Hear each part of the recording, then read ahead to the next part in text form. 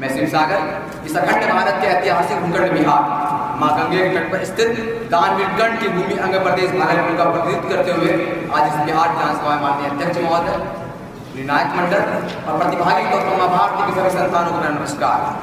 पूर्व प्रधानमंत्री श्रद्धेय अटल बिहारी वाजपेयी जी ने कभी कहा था, अंधेरा छटेगा, सूरज निकलेगा और कमल खिलेगा।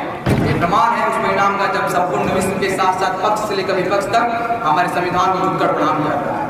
महोदय, यदि हम 4 या 5 पृष्ठ की कहानी को सारांश में लिखते हैं तो 1 से 1.5 पृष्ठ लग जाता है, लेकिन इतना बड़ा संविधान जिसमें 251 पेजों की 395 अनुच्छेद होने के बाद भी केवल 73 शब्दों के प्रस्तावना से पूरे संविधान को समझ सकते हैं। आज हम उस ऐतिहासिक दस्तावेज के 72 वर्ष की यात्रा को स्मरण कर रहे हैं जिसने हमारे देश को लोकतंत्र, समानता और न्याय की अवधारणा दी। हमारा संविधान ये केवल कागज पर लिखी लकीरों का समूह नहीं बल्कि करोड़ों भारतीयों की आकांक्षाओं का जीवंत प्रतीक। जब 26 जनवरी 1950 को हमारा संविधान लागू हुआ तो ये केवल औपचारिक घटना नहीं बल्कि करोड़ों भारतीयों के संघर्षों, आशाओं का मूर्त रूप था। ये वो दिन था जब हम लोग ने नए युग में प्रवेश किया। जाति, धर्म, वर्ग, भाषा, क्षेत्र से ऊपर उठकर समानता और न्याय को संवैधानिक बल मिला। आज इस भारत के यात्रा में कल्पना करें तो कुशल और सफल नेतृत्व के बारे में चाणक्य ने कहा है, यदि किसी कार्य को प्रारंभ करो तो उसे बीच में मत छोड़ो।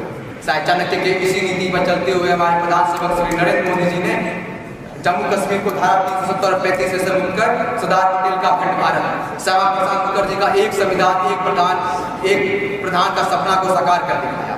और शायद ये हमारे संविधान के लचीलेपन की खूबसूरती को दर्शाता है कि हम अलग हुए लेकिन पुनः जम्मू कश्मीर को भारत में शामिल कर एकता और अखंडता का परिचय। अंत में मैं बस महोदय इतना ही कहूँगा कि संविधान केवल एक पुस्तक नहीं बल्कि राष्ट्र की आत्मा है। बाबा साहब भीमराव अम्बेडकर कहा करते थे, संविधान अच्छा हो या बुरा ये इस पर निर्भर करता है कि उसे चलाने वाले लोग कैसे हैं।